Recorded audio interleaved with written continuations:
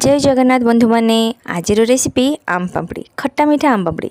हाँ फ्रेंड्स, जमती आमर ये आंब सरीगला आउ आंब मिलूनी भलरे ये मो पाखे थिला किछि आंब जो डायरेक्ट गच्छरू पड़ेनी टे खराब हो जाए फाटी फुटी जाए आउ ये आंब ना सड़ी जाऊँगी जल्दी ये जल्दी खट्टा अच्छी बट ये पाचुनी।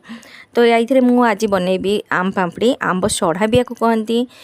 सब आंबर जूस एठी मु बाहर कर सारी आपको मु नेबी 1.5 ग्लास आंब जूस। ये बहुत ही खट्टा ये भल भाव में आम पापड़ी बनब आउ खाइबा को मजा लगे समस्त को। तो ये मु पैन रे ढाली नहीं आमर आंब जूस को या भल भाव में घाटी नेबा आउ या बहलिया करनबा।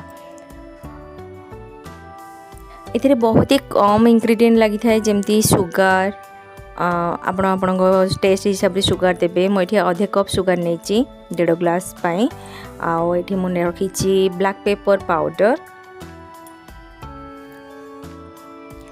ये दुईटा को भल भाव में मिसई नेबा। एथिरे आम ऐड करवा सॉल्ट मुझे नॉर्मल सॉल्ट नहीं आधी चम्मच और ब्लैक सॉल्ट नहीं 1/3 चम्मच। दीटा को ये ऐड करिए ब्लैक सॉल्ट रे ही यार टेस्ट एनहांस होता है। तो चलतु या बर्तमान बहुत फुटाइवाई छाड़ना या थिक करवा।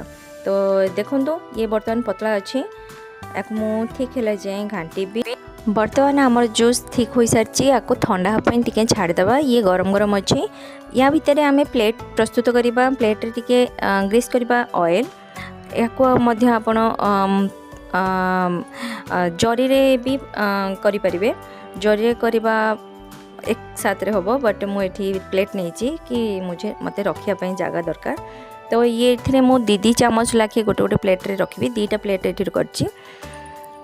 तो प्रथमे 2 चामच नहीं या छाड़देवे 4 घंटा पर देखिए ये टी सुखीज। तो पुणी तारी उपरे गोटे लेयर देवे। तो देखो मोर बर्तमान भल भाव में सुखी भी जाइए। आप डिजाइन हिसाब से कट करेंगे।